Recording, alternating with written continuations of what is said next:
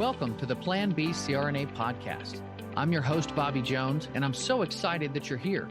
The Plan B CRNA Podcast is the only show made specifically for nurse anesthetists who are exploring options outside of their traditional career paths.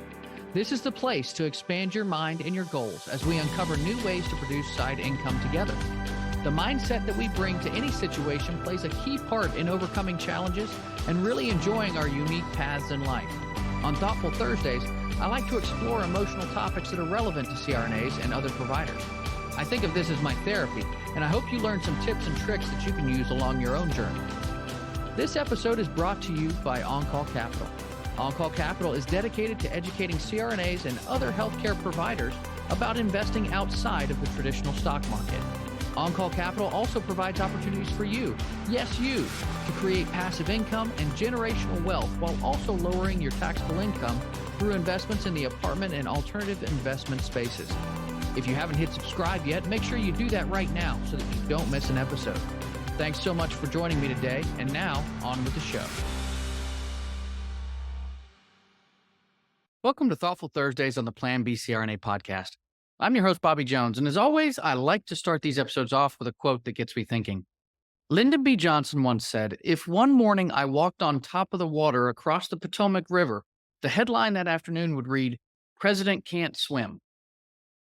Now, my youngest daughter, Isley, is 6 years old, and we've been working on swimming this summer. And there are times that she wants to take to it, and she does pretty well. And there are other times where she gets discouraged because she isn't where she wants to be yet. And that's particularly when I tell her that she can't join her older siblings in the deep end without her swim vest. Now, earlier in the summer, she was nervous about going to a friend's birthday party because all the other kids would know how to swim but her, and she had to wear a swim vest, and she didn't want to be made fun of, which is totally understandable. But I knew that regular time in the water would eventually get her to be more comfortable with swimming. And after a few weeks of regular pool and beach time, something clicked when we visited my uncle's pool. He showed her how to float on her back, but she was also finally able to ditch the floats and swim without them. And of course, she did that while I was in the bathroom changing into my swimming trunks and after I had told her that she couldn't be in the deep end without her floats on. Now, don't worry, there were other adults watching her while I was changing because, one, I asked them to, and two, I know my daughter. So I know that she tends to push limits. And no, her swimming isn't nearly perfect yet, and I continued to keep a close eye on her while she was swimming around the deep end without her floats on. But she was able to, hang on without the floats for the most part. And let me just tell you how excited she was to tell everybody about that. As a parent, I'm always trying to pay attention to my kids and figure out how to best motivate them, whether that's excelling in school or just eating their vegetables. And this whole situation got me thinking that there are three main ways that motivation works. And I think this applies not only to parenting, but to everyday life in general. Number one, you can hear the chatter outside of you and you let it get you down. Number two, you hear the chatter and you ignore it. And you just keep doing you, baby. And number three, you hear the chatter and you use that to motivate you. So, we would all like to think that we don't let others influence us. I don't care what other people think about me, we say as we log into Facebook and Instagram looking for posts that we've got likes and comments on. But if we're being honest, we have to admit that there are people and places and circumstances that can drive any of these three responses from us.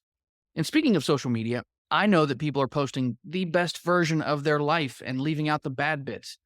But I still can't help but get down on myself sometimes if I spend too much time looking at other people's profiles.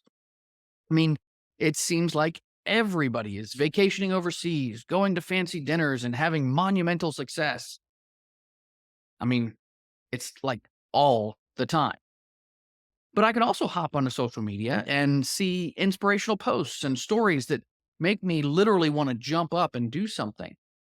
It often depends on my own mood at the time and whether or not I'm ready to receive whatever messages are out there.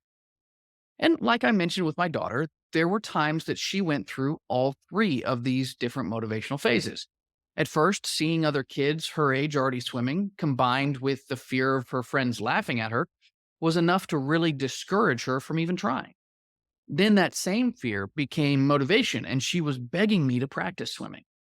And of course, I still had to enforce the whole swim vest, float thingies, and I then became the chatter that she just ignored.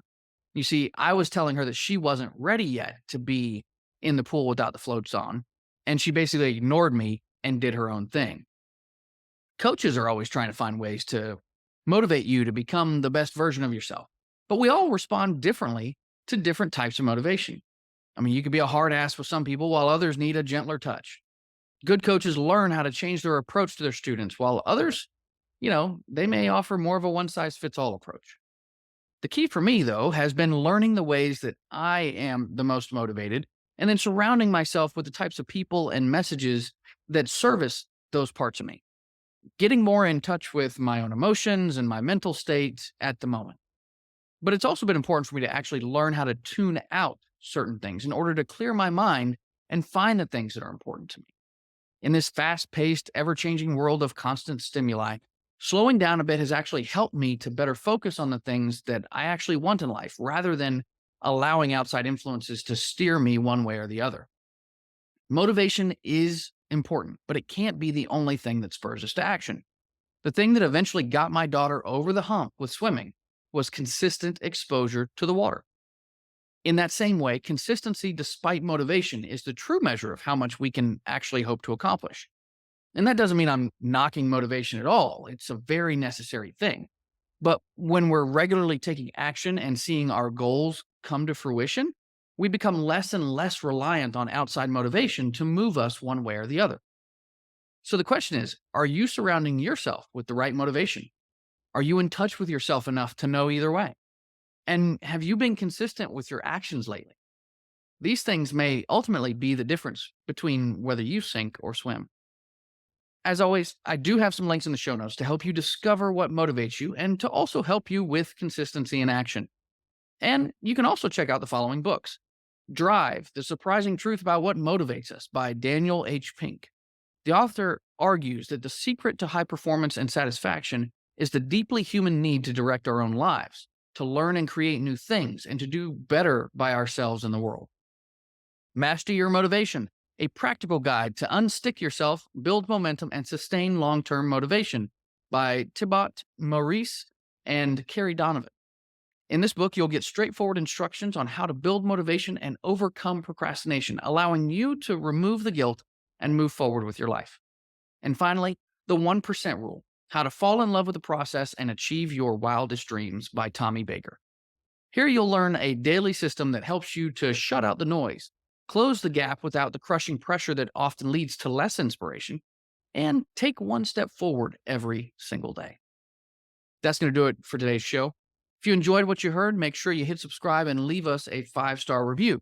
And I'd love to hear what you thought of the show, so you can put those comments and any other questions you have in your review. If you're interested in passive income opportunities with tax advantage real estate, visit my website at www.oncallinvestments.com or reach out to me via Facebook, LinkedIn, or Instagram. This is Bobby Jones signing off. Until next time, stay safe and take care of each other out there. Thank you so much for joining me for another episode of the Plan B CRNA Podcast. If you haven't already subscribed and reviewed the show, I'd be honored if you took the extra time. It really helps to expand our reach and get the word out about the show. If you're a CRNA who is interested in sharing your story on our podcast, I'd love to have you. Please email me at bobby@oncallinvestments.com for more information. This episode was brought to you by On-Call Capital.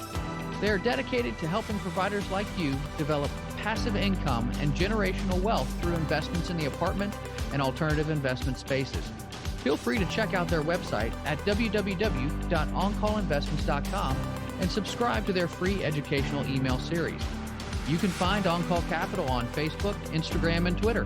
You can also check out our YouTube page, where you'll find all of the show episodes along with other educational videos.